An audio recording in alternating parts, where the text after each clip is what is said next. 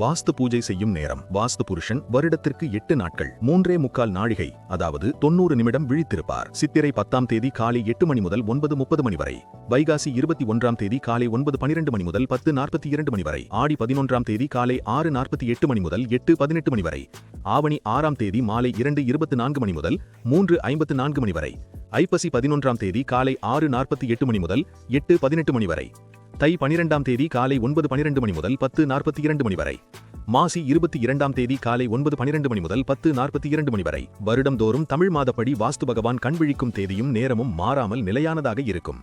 மாற்றமில்லாத இந்த நாட்களுக்கு வாரம், திதி, நட்சத்திர தோஷம் எதுவும் கிடையாது என்பது ஐதீகம்.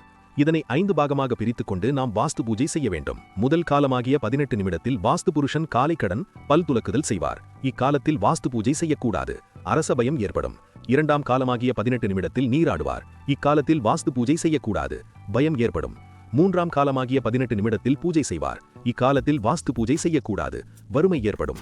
4ஆம் காலமாகிய 18 நிமிடத்தில் போஜனம் அருந்துவார். இக்காலத்தில் வாஸ்து பூஜை செய்யலாம், புத்திர பாக்கியம் உண்டாகும். 5ஆம் காலமாகிய 18 நிமிடத்தில் மனைவியின் துணையுடன் தாம்பூலம் தரிப்பார்.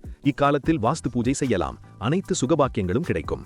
மீண்டும் ஒரு காணொளியில் உங்களை சந்திக்கும் வரை உங்கள் அனைவருக்கும் நன்றியும் வணக்கமும் கூறி விடைபெறுவது உங்கள் ஆஸ்ட்ரோ சரவணன். நன்றி, வணக்கம். இந்த பதிவை பார்த்ததற்கு நன்றி. இந்த பதிவு பிடித்திருந்தால் சப்ஸ்கிரைப் பண்ணுங்க, லைக் செய்யுங்க, உங்க கமெண்ட் பதிவு பண்ணுங்க. நன்றி.